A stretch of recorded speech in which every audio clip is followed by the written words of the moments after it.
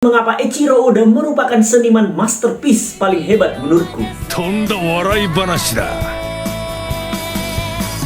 Eiichiro Oda merupakan mangaka yang membuat One Piece. One Piece ini kan sudah berjalan bertahun-tahun. Eiichiro Oda masih konsisten sampai dengan saat ini menulis atau menggambarkan karya-karyanya yang sebenarnya mengubah banyak orang. Salah satunya adalah aku. Jadi kalau misalkan pertama kali kalian melihat One Piece, kalian ya mungkin seperti aku, agak malas nih melihat banyak banget ribuan episode. Ini mulai dari mana gitu kan? Tapi begitu kalian taste, begitu kalian cicipi karya dari Eiichiro Oda, coba aja satu chapter dulu sejak dari awal, maka besar kemungkinan sekitar 80% lah kalian akan terus membaca, bahkan mengharapkan kalau One Piece tidak tamat. Bagaimana tidak? Banyak sekali romansa dan drama yang ada di dunia One Piece, dan itu relate dengan kehidupan kita sehari-hari. Bagaimana perjuangan seseorang yang sebenarnya minus ya, bukan dari nol lagi, tapi minus hingga menjadi sesuatu. Bagaimana seseorang mempertahankan sesuatu yang sangat berharga bagi kehidupannya. Bagaimana seseorang menjadi villain karena kehidupan yang tidak adil bagi dirinya. Bagaimana seseorang sebelumnya adalah villain menjadi baik karena sesuatu yang berharga yang berubah dalam kehidupannya. Kalian lihat, setiap karakter yang ada di dunia One Piece memiliki background story yang cukup detail yang dibuat oleh Eiichiro Oda, dan bagaimana dia juga berubah menjadi sesuatu, entah itu villain, entah itu protagonis, karena sesuatu prinsip atau sesuatu kejadian yang mengubah hidupnya. Kita ambil contoh Bonchan. Dia kan sebenarnya awalnya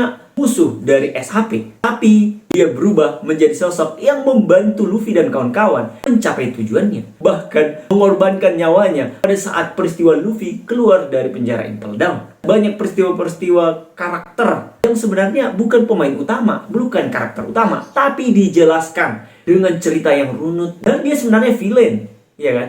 Nah, jadi banyak banget. Kita juga melihat bagaimana Oda menceritakan background story seorang Big Mom nih. Kenapa dia menjadi Yonko yang bengis? Bagaimana peristiwa Doflamingo nih menjadi salah satu karakter yang dibenci. Belum lagi kita melihat cerita Orochi, belum lagi kita melihat cerita Kaido, cerita King. Bagaimana juga kita melihat cerita Dr. Vegapunk nantinya. Jadi secara spesifik dan juga terstruktur diceritakan oleh Eiichiro Oda, sehingga aku melihat Eiichiro ini orangnya gimana, gila dalam tanda kutip ya, bisa menceritakan itu semua dan berhubungan, dan sudah diceritakan sejak dari lama, dan itu sering dititipkan foreshadow di dalam masing-masing cerita yang dibuat, bahkan di cover story. Jadi aku gimana ya bilangnya, meneladani bagaimana karakter Eiichiro Oda itu dalam membuat kreativitasnya atau membuat karyanya all out, memberikan segala 100% yang dia buat.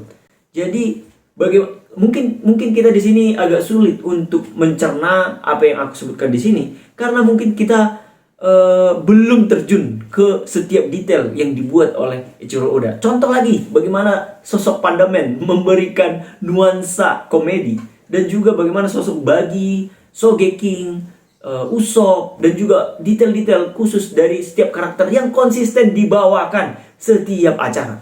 Bayangkan ada ribuan karakter yang ada di dunia One Piece, dan Eiichiro Oda membuatnya itu satu persatu secara presisi dan konsisten.